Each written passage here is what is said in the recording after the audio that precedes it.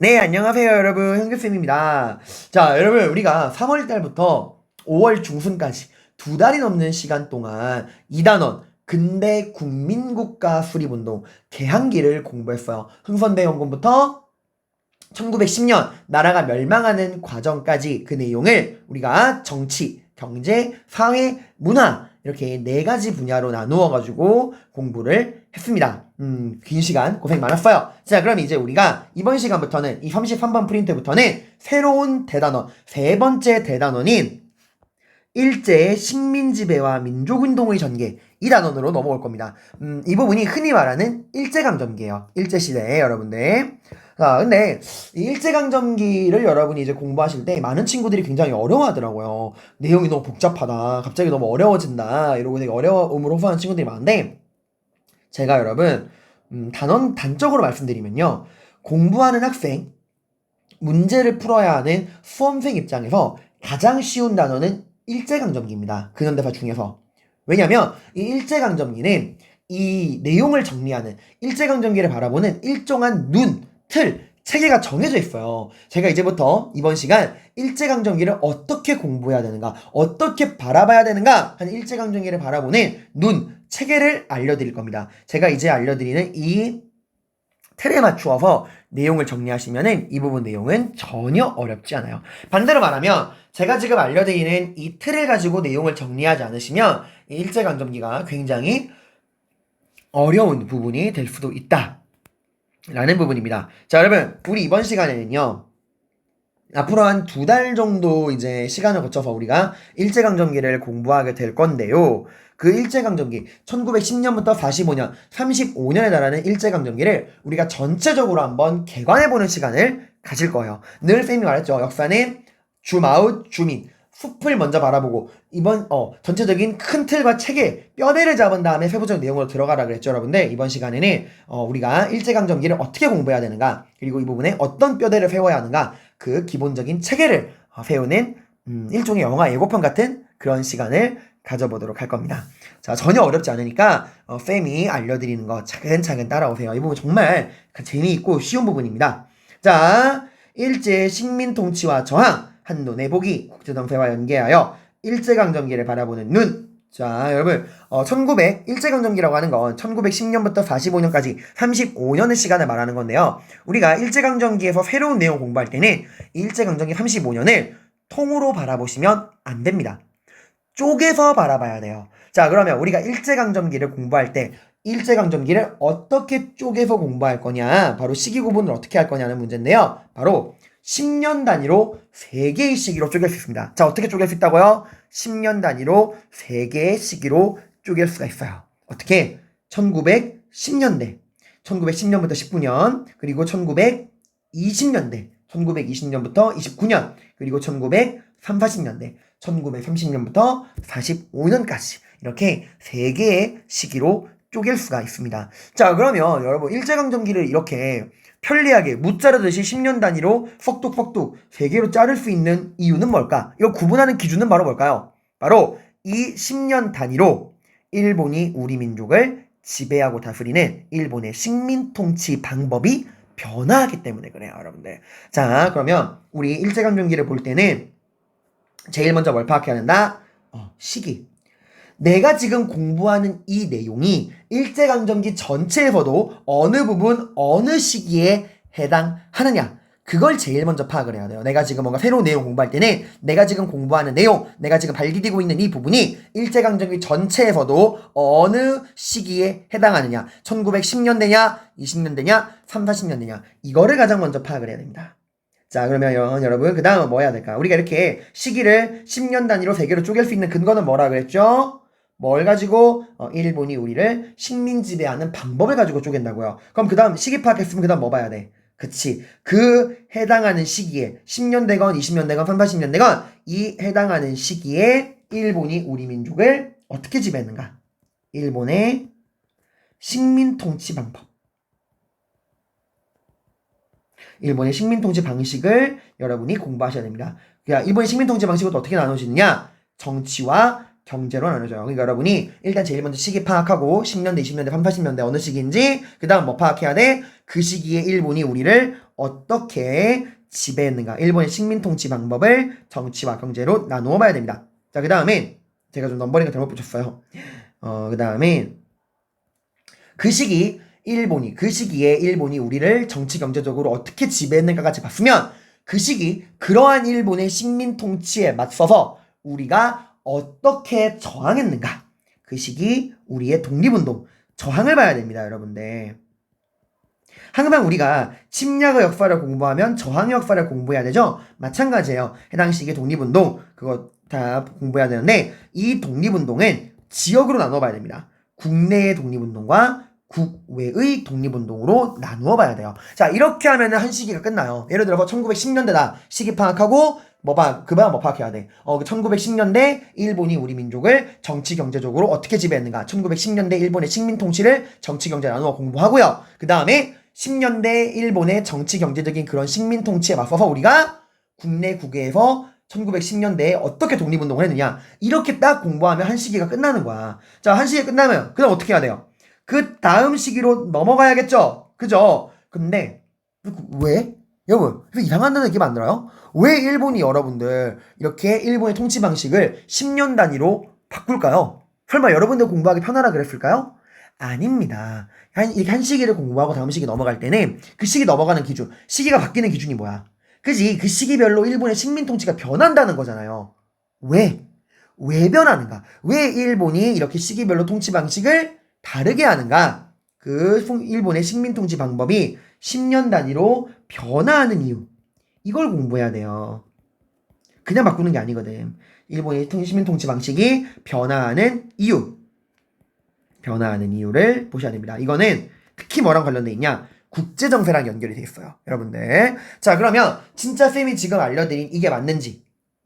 먼저 일제강점기 공부할 때는 어떻게 한다? 제일 먼저 뭘 파악해라? 시기를 파악해라. 일제강점기는 크게 몇 개의 시기로 쪼개진다? 10년 단위로 3개의 시기로 쪼개진다. 1910년대, 20년대, 30, 40년대. 제일 먼저 시기 파악하고 그 다음엔 그 시기에 일본이 우리를 정치 경제적으로 어떻게 지배했는가? 일본의 식민 통치 방법 파악하고 그 다음엔 해당하는 시기 그러한 일본의 정치 경제적인 식민 통치에 맞서서 우리가 어떻게 저항했는가? 독립운동을 또 국내랑 국외로 나누어 보고 이렇게 한 시기를 끝내고 그 다음 시기 넘어갈 때 반드시 그 다음 시기로 넘어가는 기준, 일본의 통치 방법이 변화하는 이유를 여러분들이 아셔야 됩니다. 이틀이 맞는가? 우리 한번 보도록 할게요. 목이 왜 이러죠?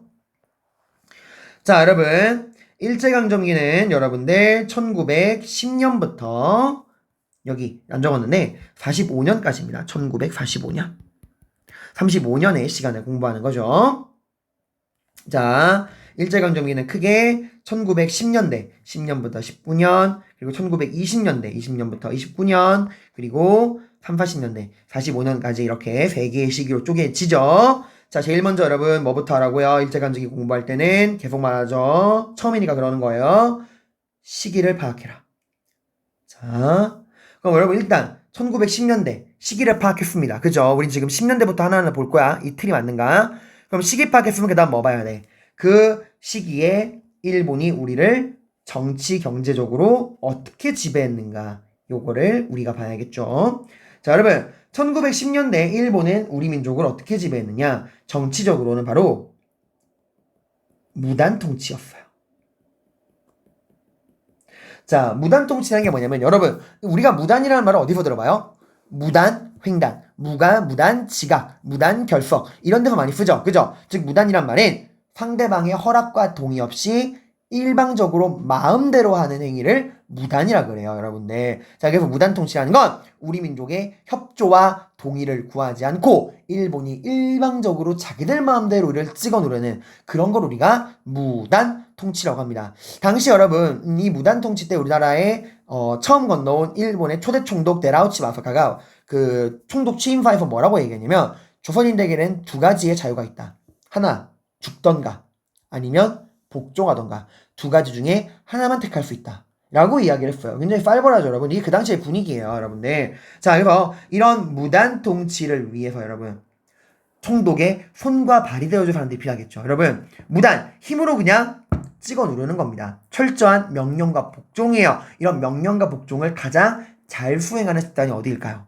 그쵸, 바로 군대입니다. 군인들이에요. 그래서 무단통치 시기에는 여러분들 일본에서 우리나라에 군인들이 건너와요. 그리고 이 군인들이 여러분들 우리 같은 일반 민간인을 대상으로 경찰 업무까지 수행합니다. 이거 우리가 뭐라 그러냐? 바로 헌병 경찰 통치라는 말을 써요. 원래 헌병이라는 건 여러분 군인을 대상으로 하는 경찰이에요. 밀리터리 폴리스. 근데 일본은 무단통치 시기에 우리를 힘으로 찍어 누르기 위해서 군인을 대상으로 하는 특수경찰인 헌병을 일반인을 대상으로 하는 경찰 업무까지 함께 보게 하는 거야. 그러니까 파출소에 가면 순경 아저씨가 있는 게 아니라 군인이 있는 거예요. 자, 헌병경찰이 왜 무섭느냐? 헌병경찰은 여러분들 두 가지의 권한이 있었어요. 즉결처분권. 이게 뭐냐면 여러분 잘못을 하면은 일단 아무리 큰 잘못을 저질러도 뭐 해야 돼? 재판을 받아야 되죠. 근데 헌병은 그런 게 없어. 즉결. 그 자리에서 헌병이 재판 없이 사람을 처벌할 수 있습니다. 재판 필요 없어요. 때리건 죽이건 마음대로 할 수 있어요. 굉장히 무섭겠죠. 그리고 태형령. 이 직결처분으로 내릴 수 있는 무서운 형벌 중에 하나가 태형령이야. 이게 바로 사극에서 나오는 곤장 때리는 거랑 똑같은 거예요. 근데 이거는 참고로 조선인만 적용이 됐습니다.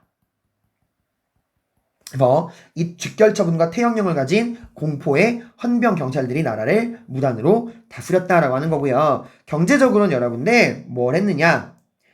바로 이거 제가 잘못 적었어요.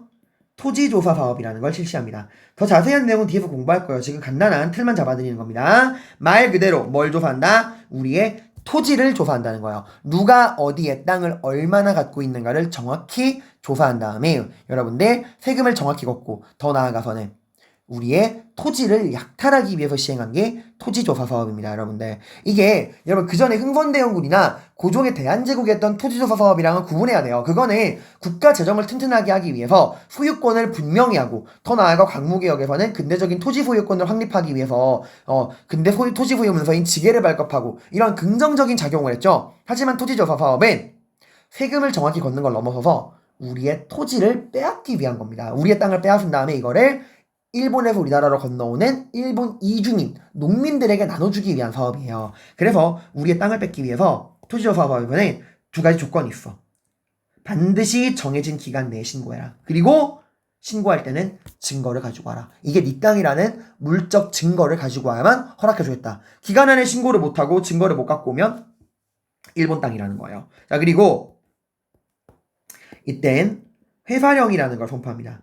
회사령이라는 거는 회사를 만들고 싶으면 허락을 맡으라는 거야. 누구의 허락? 통감부 아닙니다. 이제 나라가 망했죠. 뭐가 만들어져요? 식민통치 최고기관 총독부. 조선 땅에 회사를 만들고 싶다면 총독부의 허락을 맡으라는 거예요. 근데 이거는 조선과 일본 모두에게 적용을 시켰습니다. 자, 아니 그러면 쌤 우리나라 사람들이 회사를 못 만들게 하는 거야. 회사를 얘들아 봐봐. 회사를 만들 거면 총독부에 허가를 맡으라는 얘기는 허락을 해주겠다 안 해주겠다? 안 해주겠다는 거예요 여러분들. 근데 우리한테 이걸 적용하는 거야. 이해가 가죠. 우리가 경제적으로 성장하면 안 되니까. 근데 일본인에게는 왜 적용시켰을까? 이건 여러분 당시 10년대는 아직 일본 본토 개발 일본의 그 본토 개발이 끝나지 않은 상황이었어요. 근데 아직 본토 개발은 안 끝났는데 식민지로 일본 회사들이 건너오면 일본 본토 개발이 그만큼 늦어질 거 아니야. 그래서 일본의 본토 개발이 끝날 때까지만 기다려라. 그 다음에 넘어와라. 라고 잠깐 일본 회사들에게 리미트를 건 겁니다.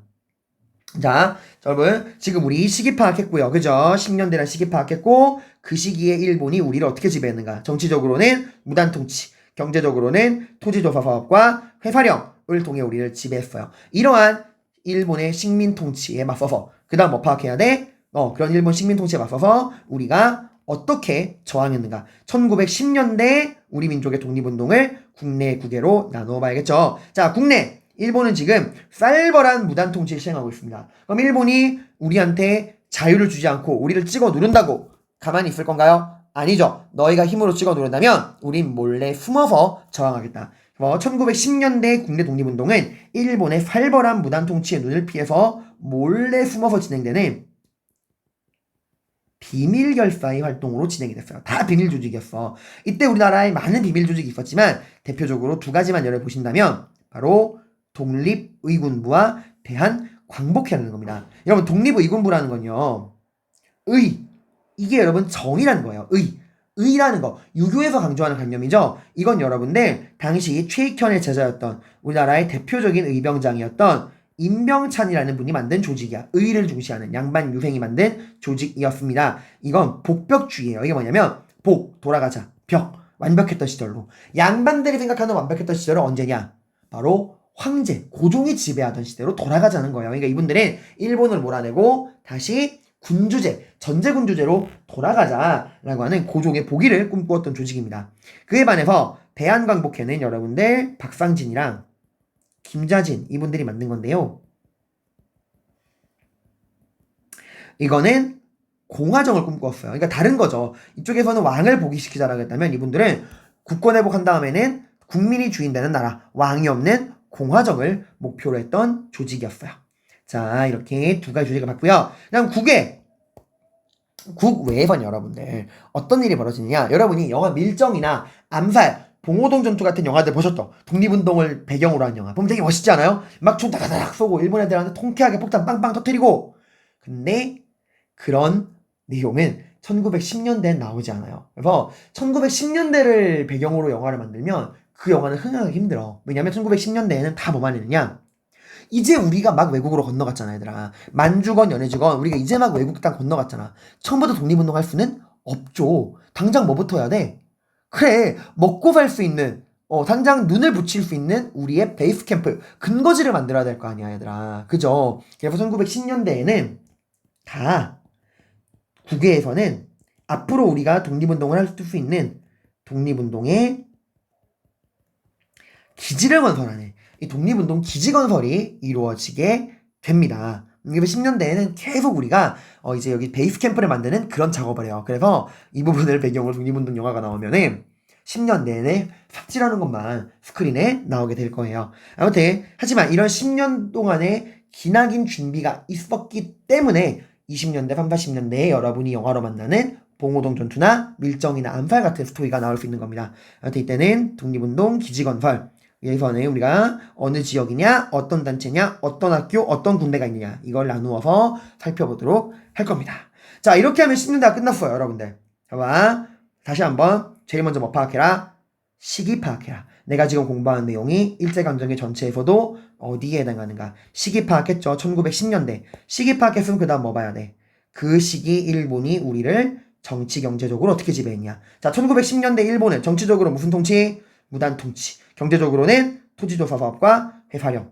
그리고 일본의 식민 통치 받으면 그 다음 뭐 봐야 돼? 그 해당하는 시기 1910년대에 우리는 일본의 이러한 식민 통치에 어떻게 맞섰느냐? 독립운동 저항을 배워야겠죠. 1910년대 우리 민족의 독립운동 뭐랑 뭐로 나누어? 국내와 국외. 국내는 다 어떤 형태? 비밀결사 형태. 국외는 독립운동 기지건설. 이렇게 큰 틀을 잡고 가는 거야, 얘들아. 자, 근데 이게 이제 20년대 넘어가면은 시기가 바뀌는 거잖아. 시기가 넘어간다는 거는 그 기준이 뭐예요? 뭐가 바뀐다? 일본의 통치 방식이 바뀐다는 거야. 아니 그러면 이 무단 통치, 토지조사 사업 그대로 하면 되지. 이걸 왜 바꾸냐?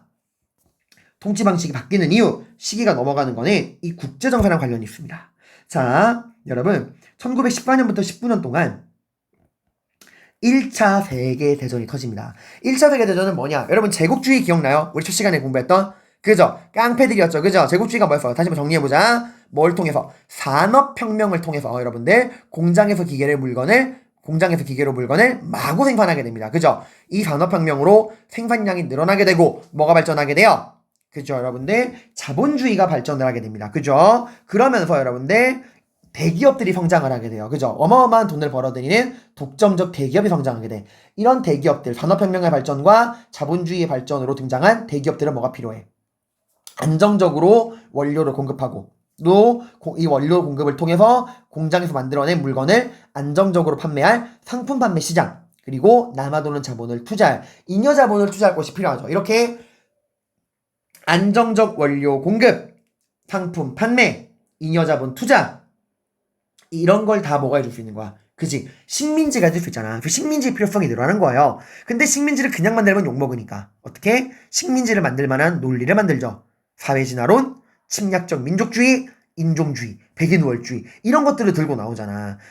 사회는 약육강식과 적자생존이다. 강한 나라가 약한 나라 지배하는 건 잘못된 게 아니다. 그리고 우리 민족의 영광을 위해서는 다른 나라를 침략해서 식민지를 만들어도 된다. 왜? 사회진화론. 그리고 이거는 더 나아가서 하나님이 우리 백인에게 준 의무다 라고 했죠. 이렇게 제국주의 애들이 어마어마한 식민지 팽창 정책을 펼칩니다. 처음에는 타겟이 누구였어? 나보다 약한 애들이었죠. 그죠? 아직 산업혁명에 성공하지 못한 아시아, 아프리카였어. 근데 드디어 땅 따먹기가 끝난 거야. 이제 아시아랑 아프리카 모든 지역이 다 식민지가 된 거예요. 더 이상 차지할 식민지가 없는 거야. 이제 어떻게 할까? 그래, 이제 다른 제국주의 국가가 차지한 식민지를 탐내기 시작하는 거예요. 그래서 1차 세계대전에 이 어깨에 힘 좀 분하는 제국주의 깡패들이 서로 다른 제국주의가 갖고 있는 식민지를 뺏어 먹으려는 식민지 땅 따먹기로 일어난 전쟁이 1차 세계대전입니다. 근데 1차 세계대전이 결국에 18년부터 19년까지 해서 이때 끝나요. 자, 전쟁이 끝나면 그 전쟁의 뒤처리를 하겠죠. 전쟁이 끝났다는 건 전쟁에 승리한 나라와 패배한 나라가 나눠진다는 얘기죠. 그죠, 여러분들? 자, 그래서 이 전쟁에 이긴 나라들이 이 뒤처리를 하기 위해서 어디 모이느냐? 프랑스, 파리에 모입니다. 파리에 모여서 파리 강화회의를 여는데 여기서 미국 대통령 윌슨, 이 윌슨은 여러분 미국 대통령이에요. 미국. 얘가 이 전쟁의 뒤처리를 하는 과정에서 파리 강화회의에서 어떤 이야기를 하느냐? 민족 자결주의라는 이야기를 합니다. 자, 이 민족 자결주의는 한마디로 말하면 전 세계 모든 민족은 자기 스스로 결정할 수 있다. 무엇을? 본인들의 운명을. 그러니까 전 세계 모든 민족은 자신들의 운명을 스스로 결정할 수 있는 권리가 있다. 이게 민족 자결주의야. 그리고 자신들의 운명을 결정하면은 그대로 하게 해주어야 한다. 이거예요. 전 세계 모든 민족은 자신의 운명을 스스로 결정할 권리가 있고 우리는 그 권리를 존중하고 실현시켜 주어야 한다. 라는 이야기입니다. 자, 듣기엔 어때요? 이거 너무 아름다운 말 아니에요? 우리 운명을 우리가 스스로 결정할 수 있대. 이 말은 얘들아, 우리 여러분 조선 지금 어느 상태야? 식민지잖아. 근데 여러분 식민지를 원하나요? 아니란 말이야, 얘들아. 그럼 우리는 식민지 상태를 원하지 않는다. 우리는 독립을 원한다. 라고 우리 의지를 전 세계에 알리면 그 의지대로 해주겠다는 거예요, 여러분들. 그래서 이 민족 자결제가 발표됐을 때 이 전 세계 식민지 국가들이 난리가 났어. 우리도 포함해가지고. 그래서 빨리 우리가 이 민족 자결주의에 적용을 받아야 한다. 그러려면 어떻게 한다? 우리가 뭘 원하는지, 우리가 어떤 운명을 원하는지를 전 세계에 보여주어야 한다. 해서 이 민족 자결주의에 적용을 받기 위해서 우리나라 사람들이 들고 일어납니다. 이게 1919년 이 민족 자결주의에 영향을 받아서 일어난 우리 민족 최대의 독립운동 3.1운동이에요. 자, 근데 여러분 이 3.1운동을 결과론적으로 말하면 실패합니다. 역사상 가장 거대했던 규모의 전국적 전국민 전계층의 독립운동인데 실패해요. 왜 실패하느냐? 애초에 이 민족 자결주의는 뻥이에요. 새빨간 거짓말이야. 여러분 이건요, 애초에 이걸 발표한 미국이 전쟁에 이긴 놈들 승전국의 대표야. 이 민족 자결주의는 여러분 왜 나왔느냐? 전쟁에 이긴 놈들이요, 전쟁에 진 놈들, 얘들이 식민지 원래 갖고 있었던 제국주의잖아. 근데 여러분이 전쟁에 이긴 놈들이에요. 그러면 여러분에게 덤벼들었다가 패배한 이 패전국들, 전쟁에 진 놈들, 얘들이 다시는 여러분에게 덤비지 못하도록 힘을 약화시켜야 될 거 아니야. 그러면 어떻게 해야 돼? 얘들이 갖고 있는 뭘 뺏어야 돼. 그지? 얘들이 갖고 있는 식민지를 빼앗아야 되잖아. 얘들의 팔다리를 잘라야 된단 말이에요. 근데 그냥 식민지를 뺏으면 그건 좀 욕먹으니까 좀 더 그럴싸한 논리를 갖다 붙여서 식민지를 뺏으려고 만든 게 민족 자결주의야. 자, 얘들아 정리하면 민족 자결주의는 누가 왜 만든 거예요? 네, 전쟁에 이긴 놈들이 전쟁에 패배한 놈들의 식민지를 좀 더 멋들어지고 고상하고 우아하게 뜯어먹기 위해 만든 논리예요, 여러분들. 그래서 이 민족 자결주의는 오직 누구에게만 적용이 된다? 전쟁의 패전국. 이건 진 놈들의 식민지를 뺏기 위한 거야. 이긴 놈들이. 패전국의 식민지만 적용이 돼요. 자, 근데 정말 불행하게도 일본은 1차 세계대전에서 승전국이었어요. 이긴 놈들이었다고. 이긴 놈이었다고. 그러니까 승전국인 일본의 식민지인 우리나라는 이게 민족 자결주의가 적용될 수 있다 없다? 없다는 거예요. 우리가 백날 목소리를 내봤자 기본 전제가 틀려 먹었어.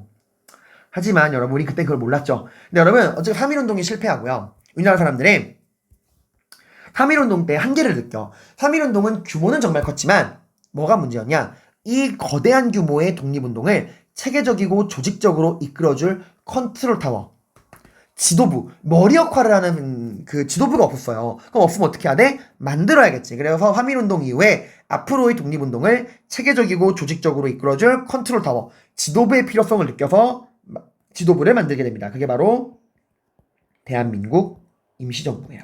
이게 3.1운동의 굉장히 중요한 결과입니다. 앞으로의 독립운동을 체계적이고 조직적으로 이끌어줄 컨트롤 타워, 지도부를 만들고 그게 바로 대한민국 임시정부예요. 3.1운동 결과 만들어진 독립운동의 지도부입니다. 자, 어쨌건 여러분들 이렇게 3.1운동으로 일본이 깜짝 놀라요. 비록 3.1운동은 여러분 독립이라는 목적은 실패했지만 일본은 정말 깜짝 놀랐어요. 왜냐면 일본은 그동안 우리를 무시했어요. 조선진들은 빠가파리들이니까 그냥 힘으로 무단통치로 찍어 눌러도 깨갱 할 거야. 이랬는데 이게 웬걸? 힘으로 찍어 누르니까 뽕 하고 터진 거잖아요. 그래서 일본이 깨달은 거죠. 단순히 힘만으로는 조선인을 지배할 수 있다 없다? 없다.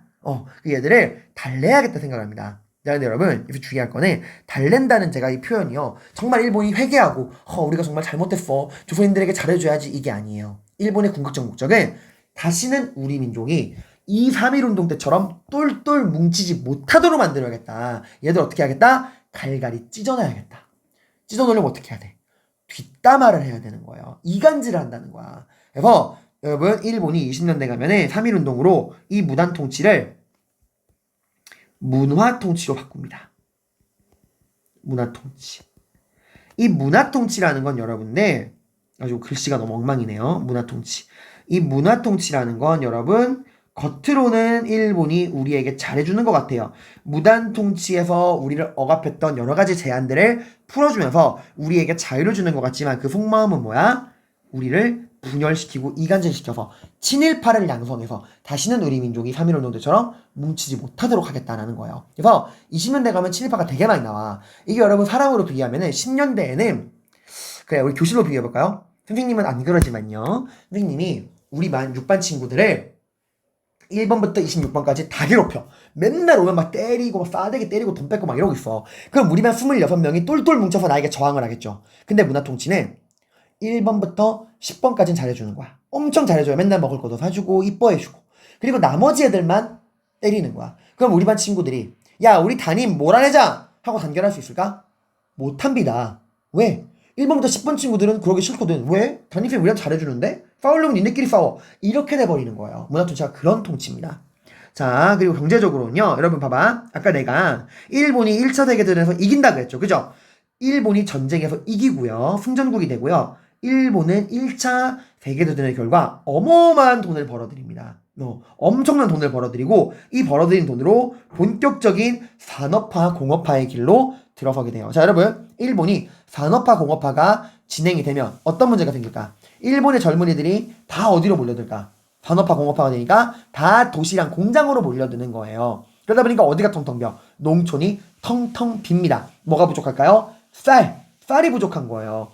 근데 쌤, 이 얘기 분명히 강화도 조약 때도 하셨잖아요. 일본이 메이주신하면서 산업화, 공업화, 근대화하는 과정에서 쌀이 부족하니까 우리한테 무제한 곡물 유출했잖아요. 맞아요. 근데 지금은 그때보다 훨씬 더 강한 산업화가 이루어진 거야. 완전 이때 일본이 산업화로서의 국가체제 업그레이드를 마무리하는 단계거든요. 여러분들 이때가. 그래서 그때보다 훨씬 더 농촌이 비고요. 훨씬 더 쌀이 부족해져. 그래서 기존에 우리한테 가져가는 쌀로는 일본에서 부족한 쌀을 채워줄 수가 없는 겁니다.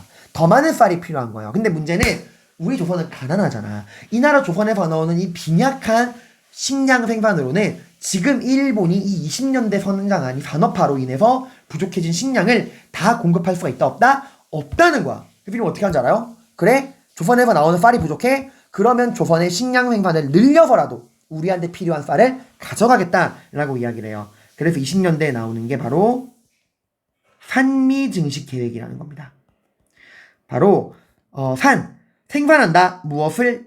쌀 생산량을 증가해주겠다는 계획이야. 자 얘들아, 이건 누가 누구의 쌀 생산량을 증가시켜주겠다는 거야? 그래, 일본이 우리 조선의 쌀 생산량을 증가시키겠다는 거야. 근데 여러분 이거 오해하면 안 돼요. 왜 증가시키겠다는 거야? 우리를 위해서? 아니야. 지금 본인들이 본격적으로 진행하고 있는 이 산업화에 부족한 식량을 가져가겠다고 하는 거예요. 그래서 여러분들 산미증식 계획으로 조선의 쌀 생산량은 어떻게 됐을까? 네, 증가했어요. 여러분 이거 막 일본이 한 거랑 무조건 나쁜 거야. 해서 막 쌀 생산량이 증가하지 않았을까 생각하는데 아니야. 한미증식 계획으로 우리 조선의 쌀 생산량은 엄청나게 증가합니다. 근데 문제는 그 늘어난 생산량보다 뭐가 많을까? 일본이 가져간 양이 훨씬 많아요. 그러니까 생산량이 예를 들어서 100에서 130으로 30만큼 늘었다면 일본은 150만큼 가져가는 거야. 막 70만큼 가져가는 거야, 여러분들. 그러니까 얘들 잘 말해야 얘들아. 봐봐. 이런 거예요. 기존의 쌀 생산량이 100이었어. 100. 근데 이번에 이 산미증식 계획으로 쌀 생산량이 50만큼 늘었어. 증산량이 50이야? 그러면 일본은 얼마 이상 가져가면 안 되니? 양심적으로. 그래, 50 이상 가져가면 안 돼. 늘어난 양만큼만 가져가야 될 거 아니야. 근데 일본은 실제로 늘어나는 건 50인데 70, 80만큼 가져가는 거예요. 그래서 늘어난 양보다 빼앗아간 양이 훨씬 많다. 이렇게 되니까 우리는 본전도 못 찾는 거야. 우리나라 사람들의 1인당 쌀 소비량은 오히려 이전보다 감소합니다. 굶어 죽는 사람이 속출하게 돼요. 자, 그리고 일본이 지금 여러분 생각해봐. 1910년대에 여러분 일본이 토지조서 사업과 함께 회사령을 시행했죠. 회사령이 뭡니까? 회사를 지을 거면, 조선의 회사를 지을 거면 총독부의 허락을 맡으라는 거야. 이걸 조선과 일본 모두에게 적용을 했죠. 우리나라에는 왜?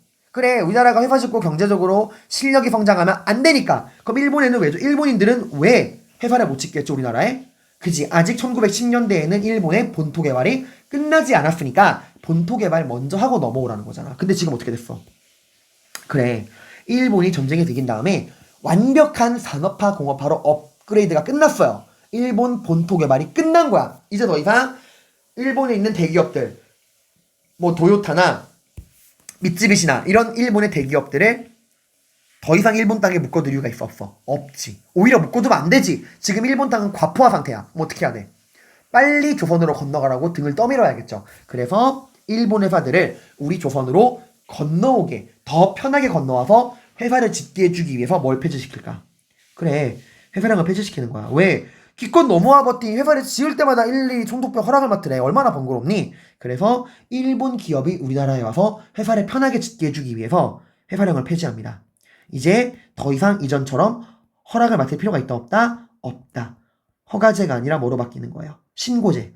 먼저 회사를 만든 다음에 신고만 해라. 말만 해라 이거예요, 여러분들. 여러분으로 치면은 여러분이 조퇴할 때 나한테 미리 허락을 받는 게 아니라 먼저 조퇴 마음대로 해. 그런 다음에 나한테 보고하는 거야, 중에. 아, 쌤, 저 어제 조퇴했었어요. 이러고. 그러고 마는 거예요. 자, 그럼 여러분, 자, 저거 우리가 몇 년대 공부했어? 1920년대 공부했죠. 20년대에 시기 파악하고 20년대 일본이 우리를 정치, 경제적으로 어떻게 지배했는가 공부했죠. 1920년대 일본은 정치적으로 무슨 통치? 문화 통치. 경제적으로는 산미정책계획과 회사령 폐지.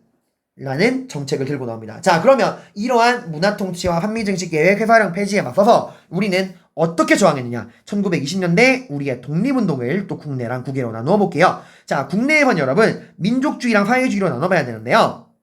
민족주의는 여러분들 이게 무슨 운동을 하느냐? 우리의 실력을 길러야 한다. 일본으로부터 나라를 찾기 위해서는 실력을 길러야 한다. 실력 양성운동. 이거 많이 들어본 레퍼토리죠. 어디서 들어봤죠? 여러분 개항기 때. 그치, 애국개몽운동 얘들아. 그 애국개몽운동이 한일병합 이후에, 병탄 이후에는 이 실력 양성운동으로 이어지는 거예요. 사회진화로 영향을 받아서 우리는 실력을 길러야 한다. 그 실력 기르는 분야가 뭐랑 뭐야? 그치? 교육이랑 산업이었죠, 여러분들. 자, 근데 일단 산업부터 보면은 여러분 20년대 일본이 회사령을 폐지했습니다. 그죠? 여러분 회사령을 폐지했죠. 이러니까 일본 기업들이 우리나라로 막 건너오게 되잖아. 그치? 그리고 회사를 막 짓는단 말이에요. 신고만 하면 되니까. 회사령이 폐지되니까. 그러면 일본의 회사들이 막 건너오게 되면 여러분 그 전에 우리나라에 있던 회사들은 그래 다 몰락하는 거야 얘들아. 그래서 이때 1920년대 회사령 폐지로 일본 기업의 진출이 늘어나면서 우리 조선의 기업들이 경제적 위기를 맞이하자 이런 조선의 기업들의 경제적 위기를 극복하고자 나온 게 물산장려운동입니다. 이름하여 노재팬운동. 가지 않겠습니다. 사지 않겠습니다. 이거랑 똑같은 거예요. 이건 한마디로 뭘 쓰자? 우리 국산품을 쓰자. 여러분이 조선인이라면 좀 가격이 비싸고 품질이 안 좋아도 우리 조선의 물건을 좀 써주세요. 라고 이야기를 하는 거예요. 여러분들. 물산장려운동. 이거 여러분 뭐랑 비교하라고 했죠? 국채보상운동이랑 비교하라고 제가 이야기를 해드렸어요. 여러분들. 그리고 교육. 교육에선 여러분들 이분들은 실력을 길러야 돼요, 얘들아. 실력을 기르려면 이분들이 말하는 실력은 어떤 실력일까? 공부를 잘하고 못하고 일단 다 불러 모은 다음에 모두에게 제공되는 평등한 보통 교육일까요? 아니면 일단 실력 있는 엘리트들만 빠르게 길러내는 교육일까? 이건 당연히 엘리트들을 위한 교육입니다. 일단 지금 시간도 없고 돈도 없잖아. 어느 세월에 모든 사람들 다 공부시켜. 일단 뛰어난 아이들만 우선적으로 공부를 시키는 거예요. 그를 위해서는 수준 높은 고등교육기관, 바로 대학이 필요하다. 근데 일본은 우리를 위해 대학을 안 만들어주거든. 그래서 우리 손으로 대학을 만들자. 밀립대학 설립운동이 나오게 됩니다. 자, 그리고 여러분들 이게 민족주의 실력 양성 운동이고요. 사회주의도 나옵니다. 사회주의는 뭐냐면 여러분들 20년대에 처음 등장하는 사상인데 이건 뒤에 나올 거지만 사회주의는 뭐냐면 지주랑 자본가를 타도하고 우리 노동자랑 농민이 모두가 평등하게 잘 먹고 잘 사는 세계를 만들자. 우리 노동자랑 농민의 평등한 세계를 만들자라고 하는 건데 이 사회주의는 그러한 노동자 농민이 평등한 세계를 만들기 위해서는 우리 노동자랑 농민들이 싸워야 한다. 지주랑 자본가를 방으로 쟁의, 파업, 투쟁해야 한다라고 이야기를 했어요, 여러분들. 그래서 노동자들과 농민들의 투쟁을 앞장서서 지원해준 게 사회주의입니다. 그러니까 민족주의는 우리가 지금 이렇게 힘든 건, 이렇게 식민지배 당하는 건 우리의 실력이 부족해서다. 실력을 기르자라고 하는 거라면 사회주의는 그게 왜 우리 잘못이냐? 이거는 일본과 그 일본에 빌붙어 있는 친일파 지주 자본가들 때문이다. 우리가 그들을 잡아 족치고 그들이 독점하고 있는 돈과 토지를 우리 민중들, 노동자, 농민들이 나누어 가져서 평등한 세계를 만들어야 한다라고 하는 거예요. 그래서 이 노동자들과 농민들은 투쟁을 합니다. 노동자들은 지주와 자본가들을 대상으로, 농민들은 지주를 대상으로. 그래서 노동자들은 원판 노동자 총파업, 노동자들의 대표적인 투쟁이에요. 농민들의 투쟁은 암태도 소작쟁이라는 게 있습니다. 자, 근데 이렇게 민족주의랑 사회주의가 따로따로 움직이면 일본에게 있어서 일본을 상대로 싸울 수가 없죠. 실제로 민족주의랑 사회주의의 분열을 일본이 엄청 이간질을 많이 시켰어. 둘을 분열시키려고. 그래서 민족주의랑 사회주의가 나라의 독립이 우선이다. 우리가 어차피 목적은 독립이지 않느냐? 독립을 위해서 힘을 합치자. 민족의 독립 아래에 단 이런 여러 가지 이념은 필요 없다. 민족의 독립을 위해서는 이 나라에 오직 하나의 당만 있으면 된다. 라고 해서 여러분들 민족주의랑 사회주의가 힘을 합치려는 움직임을 보입니다. 이게 바로 민족 유일당 운동이에요. 민족의 독립을 위해서는 오직 하나의 당만 있으면 된다. 민족 유일당 운동. 이 민족 유일당 운동이 이념으로 나오는 게 60만세 운동, 신간회, 그리고 이 신간회가 지원한 광주 학생항일 운동, 이런 것들이 나오게 됩니다. 자, 그리고 국외에서는요, 여러분들. 자, 국내에서는 이렇게 민족주의가 진행하는 실력 양성 운동, 사회주의가 진행하는 노동, 농민쟁의가 있다면, 민족 유일당 운동이 있다면, 60만세 운동, 신간회, 광주 학생항일 운동 등이 있다면, 국외에서는 여러분 10년대 동안은 뭐만 했죠? 신나게 삽질만 했죠? 앞으로 우리가 활동할 수 있는 독립운동의 베이스 캠프, 기지를 건설하는 작업을 했잖아. 그럼 이제 10년 동안 준비했으니까 뭐 해야 될까? 본격적 활동을 시작해야겠죠? 그래서 1920년대에는 본격적인 무장 독립투쟁, 영화 봉오동 전투, 밀정, 암살 같은 그런 활동이 진행이 됩니다. 자, 이 무장 독립투쟁 같은 경우는 크게 레퍼토리가 3개예요. 승리, 실현, 극복. 우리가 처음에 일본을 상대로 이기고요. 그 다음에 일본이 끊임없이 우리에게 시련을 주지만 우리는 그 시련을 극복하려는 움직임을 보입니다. 마치 약간 마블 코믹스 같은 느낌이에요. 악당이 등장하고 우리가 처음 이겼다가 악당이 우리한테 시련을 주고 우리는 그 극복해 나가네. 자, 대표적인 승리가 홍범도의 대한독립군이 중심이 된 봉오동 전투. 그 다음은 김좌진의 북로군정서군이 중심이 된 청산리 전투. 그리고 시련은 뭐냐면 대표적으로 2번의 시련이 있어요. 자유시 참변. 먼저 이게 잠깐 순서가 이게 아니죠. 죄송합니다. 간도 참변. 그리고 자유시 참변이라는 게 있어요. 다 뒤에서 배울 거예요. 그리고 이걸 극복하는 과정에서 우리가 3부를 만들게 됩니다. 3부라고 하는 건 참의부, 정의부, 신민부라고 하는 걸 만들게 돼요. 자, 그 다음에 여러분들 이렇게 하면 또 20년대가 끝났어요. 그죠? 우리가 지금 20년대 일본의 식민통치 방법, 정치경제로 공부했고 20년대 이러한 일본의 식민통치에 맞서서 우리가 국내에서 국외에서 어떻게 저항했는가를 공부했습니다. 자, 그 다음은 여러분 이제 3, 40년대로 넘어와야 돼. 그러면 넘어온다는 건 시기가 바뀐다는 건 뭐가 변한다는 거야? 그래, 일본의 통치 방식이 또 변한다는 거예요. 아니 왜 또 바꿔? 왜 또 바꾸냐? 그 이유는 또 여러분 이게 참 공부하기 편한 게 이거 봐봐. 10년대에서 20년대로 넘어오게 되는 그 분기점이 뭐였어요? 그지? 이 민족 자결주의랑 3.1운동이었잖아 얘들아. 그게 언제 터졌어? 1919년이었어요. 딱 10년대에서 20년대 넘어오는 공부하기 편하게. 근데 이번에도 마찬가지다. 또 이번에도 20년대랑 30년대로 넘어오는 기준이 되는 이 29년에 또 통치 방식을 바꾸게 되는 계기가 발생합니다. 이름하여 경제 대공황. 여러분 가끔 연예인분들이 공황장애를 앓는다라는 얘기 들어본 적 있죠? 똑같은 거예요. 이제는 경제가 공황장애를 앓는다는 거야. 그것도 그냥 공황이 아니라 대공황. 이게 무슨 말이냐면 여러분들 이 경제대공황은요 여러분들 어디서 시작이 됐느냐?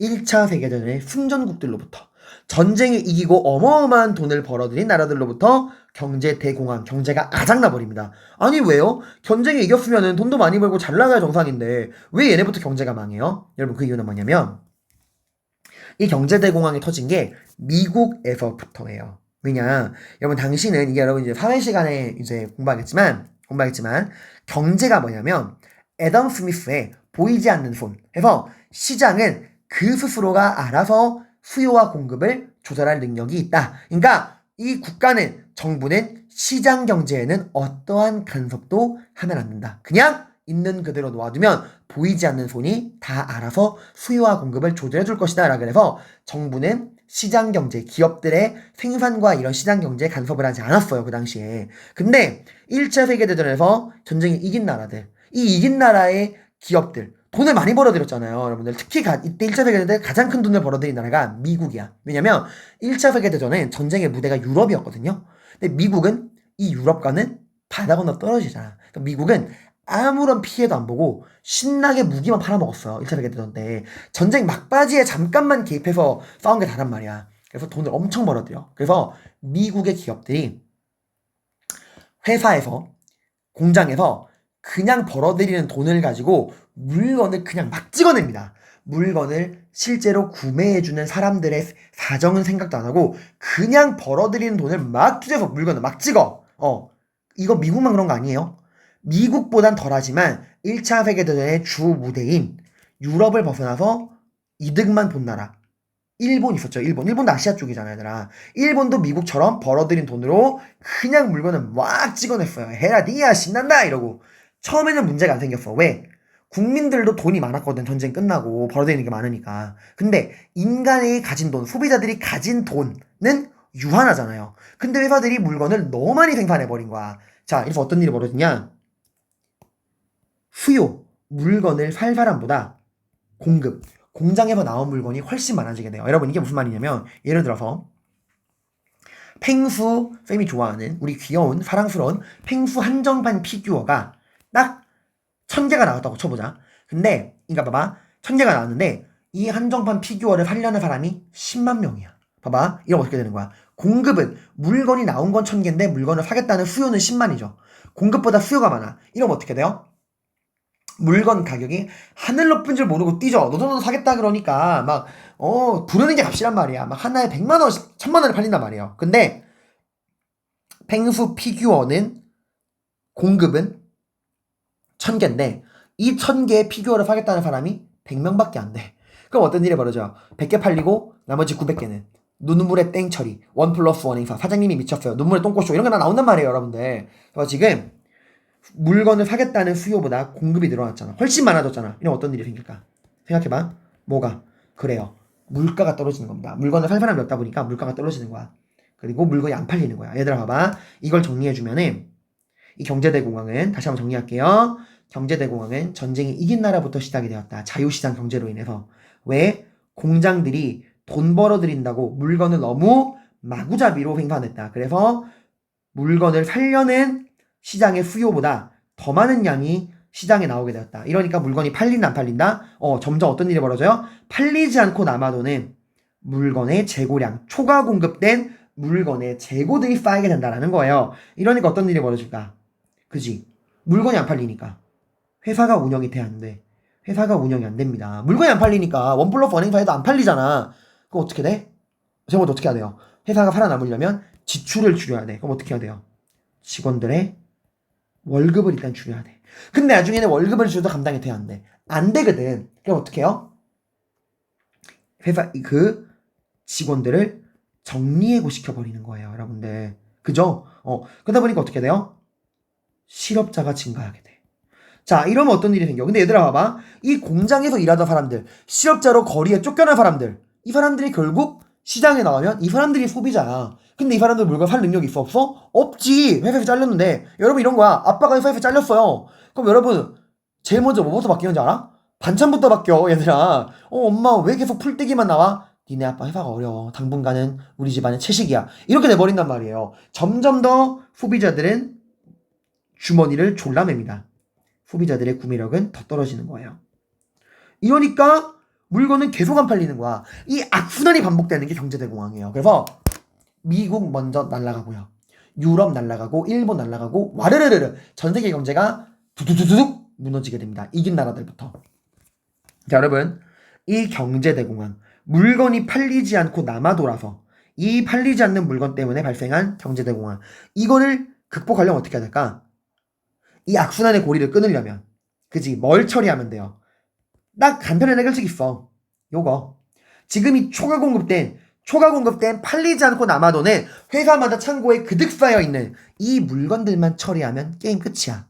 그지? 이 팔리지 않는 물건만 다 팔아치우면 회사도 정상적으로 운영이 되고 일자리도 늘어나고 실업자 줄어들고 월급 늘어나고 소비자들의 구매량 늘고 다 끝이란 말이야. 근데 문제는 국내에서는 물건을 더 이상 팔 수 있어 없어? 없어. 그럼 국내에서 물건이 안 팔려. 어디다 팔아야 돼? 다른 나라에 팔아야 돼. 근데 지금 경제대공황은 글로벌이야. 전 세계가 다 아작났단 말이야. 다른 나라라고 물건을 사주니 안 사주니? 못 사줘요. 그죠? 근데 얘들아 있다. 이런 어려운 상황에서도 우리나라에 남아도는 이 물건을 아무 말 없이 사주는 착한 호갱들이 있어. 걔들이 누굴까? 걔들이 바로 식민지예요. 그래서 여러분 경제대공황은요, 전 세계의 식민지, 넓은 식민지를 가지고 있거나 본토의 땅이 넓은 미국, 영국, 프랑스 같은 나라들은 금방 극복을 합니다. 어떻게? 자기 나라에 남아도는 이 재고, 초과 공급된 재고를 식민지에다가 다 덤핑시켜버리는 거야. 야, 사! 이래서 강매를 통해 식민지에게 남아도는 물건을 팔아치워서. 그래서 어찌어찌 극복을 해요, 여러분들. 근데 봐봐. 얘들 미국이나 영국이나 프랑스 같은 애들은 자기 나라 식민지가 다른 나라 물건을 사면 돼, 안 돼? 안 되잖아. 지금 자기 나라에 남아도는 물건을 사기도 빠듯하잖아. 그래서 이 자기들이 보유하고 있는 식민지에 블럭을 딱 쳐버려. 야, 이제부터 너희는 내 물건만 사는 거야 하고 자기들 식민지에게 자기들 물건만 사라고 딱 명령을 내리고 벽을 쳐버려. 그러니까 식민지가 이게 어떤 문제가 생겨? 이렇게 식민지가 많은 나라들이야 이 경제대공황을 극복할 수 있지만 어떤 나라들? 식민지가 적거나 없는 나라들. 이런 나라들은 극복할 수가 없는 거야. 국내에서 팔 수도 없고 다른 나라에 팔고 싶은데 이미 다른 나라는 그 식민지의 주인애들이 벽을 딱 쳐버리는 거야. 블록 경제로. 그러니까 어떻게 해요? 할 수가 없는 거야. 이들 앉아서 망할 거예요? 아니잖아. 그래서 어떻게 해요?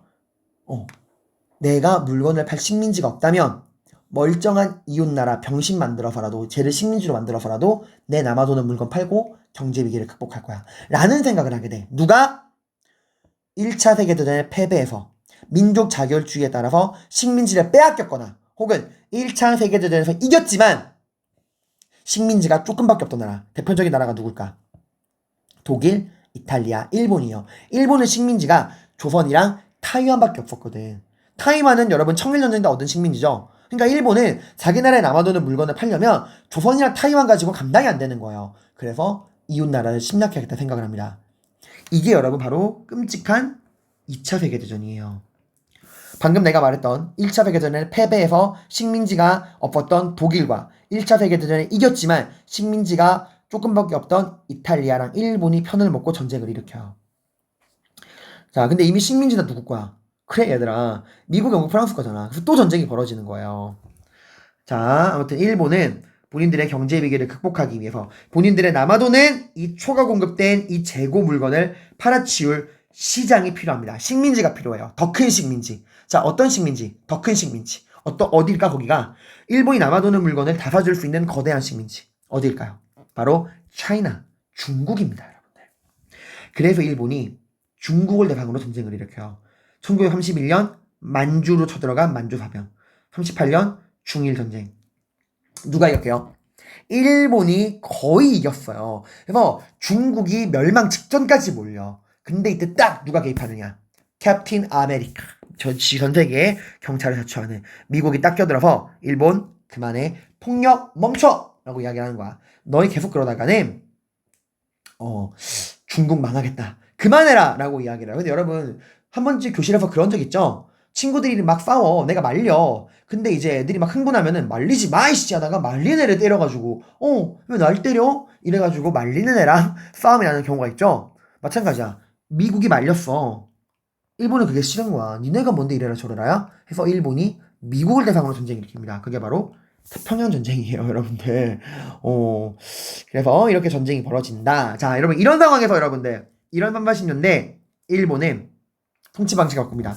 자, 여러분, 아니 쌤, 알겠어. 29년에 경제대공황이 발생해서 일본이 자기 나라에 남아도는 물건을 처리하기 위해서, 경제대공황 극복을 위해서 중국이랑 전쟁하는 거 알겠어요. 알겠는데 그게 우리 민족의 통치 방식을 바꾸는 거랑 무슨 상관이에요? 여러분, 중국은 굉장히 거대한 나라죠. 그죠? 그 중국을 여러분들 단순히 때리는 정도가 아니라 식민지로 만들겠다는 걸, 중국을 완전히 지배하려면 여러분들 일본도 엄청난 희생이 필요로 합니다. 체급이 다르잖아, 얘들아. 그러면 일본이 그 거대한 중국을 식민지로 완전히 지배하려면은 누가 일본을 도와줘야 될까? 그치? 일본의 거의 유일한 식민지, 타이완과 조선, 특히 조선이 일본을 적극적으로 도와줘야 됩니다, 여러분들. 자, 근데 여러분이 조선인이에요? 일본이, 자, 얘들아, 우리가 경제대공황 극복하려고 중국을 식민지로 만들어야 돼. 그러려면 너희 조선인들이 우리 일본을 도와주어야 돼. 자, 우리 일본 제국을 위해 싸울 수 있지? 이라고 하면 여러분 일본을 위해 싸워줄 거예요? 여시나 먹어라, 새끼들아. 이런 반응이 나오겠죠, 여러분들. 그게 당연한 거야, 얘들아. 그래서 일본은, 얘들아, 우리 민족을 강제로 전쟁에 동원할 수도 있어. 근데 그러기 싫은 거야. 일본은 그러기 싫다기보다 강제로 동원할 수 있지만 이왕이면 우리가 자발적으로 스스로 원해서 일본을 위해 싸우길 원했어요. 그게 더 효율적이잖아. 여러분도 알잖아요. 공부를 시켜서 억지로 하는 거랑 자발적으로 하는 거랑은 다르잖아. 그래서 우리 민족이 자발적으로 일본을 위해 싸우기를 원했습니다. 근데 그게 안 되잖아. 그래서 일본이 생각한 거지. 왜 이게 안 될까? 그게 안 되는 건 우리는 조선인이고 지금 얘들은 일본인이잖아. 이렇게 생각하는 거야. 나는 조선인이고 넌 일본인이야. 지금 이 전쟁은 니네 일본을 위한 전쟁이지 우리 전쟁이 아니야. 왜 니네 전쟁이 우리를 껴들어? 이런 마음을 조선인이 갖고 있다. 민족 개념 때문이다. 자, 그럼 어떻게 해야 되냐? 어떻게 해야 조선인들을 전쟁에 자발적으로 동원할 수 있느냐? 조선인들의 머리 뚜껑을 열어서 나는 조선인이다 라는 민족 개념을 싹 지워버리고 여기에 뭘 집어넣는다? 나는 일본인입니다. 와타시와 니혼진, 덴노헤이카 반자이 하는 나는 일본인이라는 새로운 민족 개념을 넣어야 한다. 이게 딱 들어가는 순간 이 전쟁은 니네 일본의 전쟁이 아니라 우리 위대한 일본 제국의 전쟁이 되는 거야. 이걸 위해서 우리가 뭘 없애야 한다? 우리의 나는 조선인이다 라는 민족 개념을 지워버리고 와타시와 니혼진이라고 하는 일본인이다 라는 개념을 집어넣겠다. 즉 이게 바로 그 끔찍한 민족 말살 정책이에요. 우리를 한국, 일본 제국의 신민, 백성으로 만들겠다는 거야. 얘들아. 근데 얘들아, 우리의 민족 개념을 없애려면 어떻게 해야 될까? 우리를 한국인이라고 규정 짓는 게 뭐예요? 언어와 역사잖아, 얘들아. 즉 민족 말살 정책으로 우리의 언어와 역사를 지워버리고 우리의 민족 개념을 지워버리겠다는 거예요. 자, 그럼 경제적으로는 지금 일본이 전쟁 중이죠. 그죠? 전쟁에는 많은 물자가 필요할 거 아니야. 그지? 일본 본토에서 나오는 그 생산량으로는 이 전쟁에 필요한 물건을 공급할 수가 없어. 그러면 어디가 일본이 전쟁이 필요하는 물건을 공급해야 돼? 식민지 조선. 그래서 근데 문제는 조선이 그만한 물건을 생산할 만한 능력이 돼야 안 돼? 안 되잖아. 그래서 일본이 우리나라를 일본의 전쟁에 필요한 물건을 만드는 병참기지로 만드는 병참기지화 정책을 시행하게 됩니다. 근데 우리나라에 공장이 없잖아요. 그래서 우리나라에 공장을 만들어서라도 전쟁에 필요한 물건을 생산하도록 하겠다. 병참기지화 정책을 시행하게 됩니다. 자, 이러한 3, 80년대 여러분 지금 봐봐요. 우리 지금 시기 파악했죠, 그죠? 통치 방식 변하는 것도 봤고요.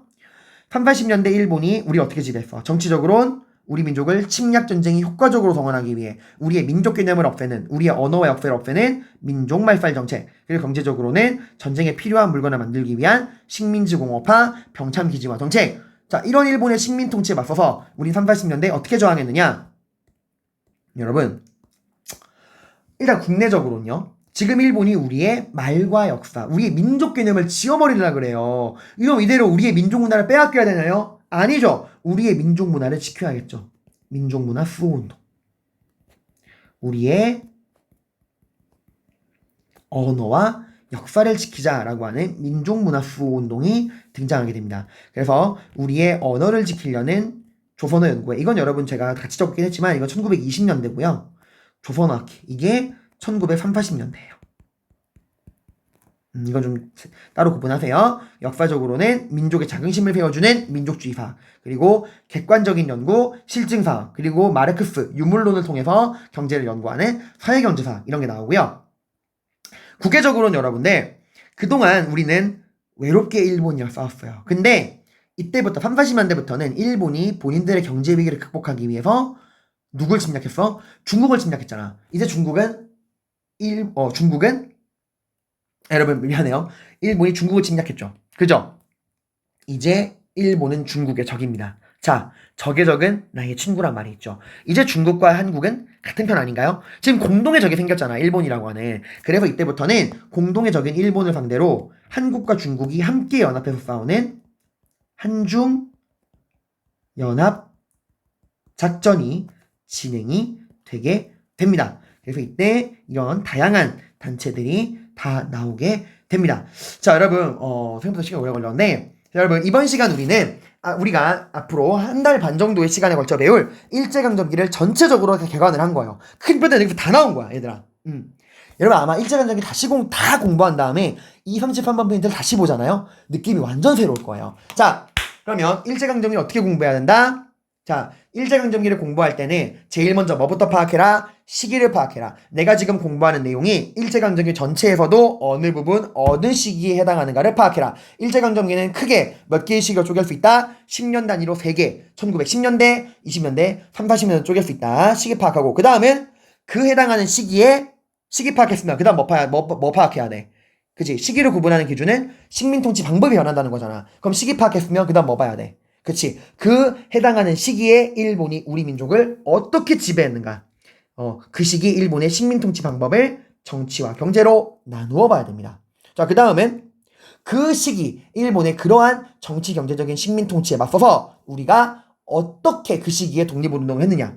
국내 국외로 나누어서 이렇게 하면 시기가 끝나요, 여러분들. 그 다음에는 다음 시기로 넘어가야겠지. 시기가 바뀐다는 건 뭐가 바뀐다는 거야? 일본의 식민통치 방법이 변한다는 거야. 왜 변하는가? 국제정세랑 연결해서. 그리고 지금 이렇게 쭉 배웠죠? 한번 정리해볼까요? 1910년대 일본은 정치적으로 무슨 통치? 무단통치. 경제적으로는 토지조사 사업과 회사령. 그리고 이런 일본의 식민통치에 맞서서 10년대 독립운동. 국내에서는 비밀결사. 국외에서는 독립운동. 기지건설. 그럼 20년대로 넘어와. 통치방법이 바뀌어. 바뀐 이유는 3.1운동. 그래서 20년대에는 정치적으로는 문화통치. 경제적으로는 산미정책계획과 회사령. 그리고 여기에 맞서는 독립운동, 국내에는 민족주의의 실력 양성운동, 교육의 밀립대학 설립, 산업의 물산장려, 사회주의에서는 노동자, 농민쟁의, 원사 노동자 총파업, 암태도 소작쟁의 이런 것들이 있었고, 그리고 민족주의랑 사회주의가 힘을 합치는 민족 유일당운동, 국외에서는 무장 독립투쟁. 그러다가 여러분들 30년대 넘어와 통치방법이 바뀐 이유는 경제가 아작나버린 경제 대공황. 남아도는 물건을 판매할 식민지가 필요해. 전쟁이 벌어지죠. 그래서 일본이 통치 방식을 바꿔 침략 전쟁에 우리 민족을 효과적으로 동원하기 위해 나는 조선인이다 라는 민족 개념을 지워버리고 와타시와 니혼진을 넣으려 그래. 정치적으로 우리의 말과 역사를 빼앗는 민족 개념을 지워버리는 민족 말살 정책. 경제적으로는 병참 기지화 정책. 그리고 여기에 맞서는 독립운동. 국내에서는 우리의 민족문화를 지키자 민족문화 수호운동. 국외적으로는 한중연합작전. 이런 것들이 나오게 됩니다. 한번 쭉 보시고요. 이런 내용을 토대로 이제 살 붙이는 게 나머지 시간이에요. 고생 많으셨습니다.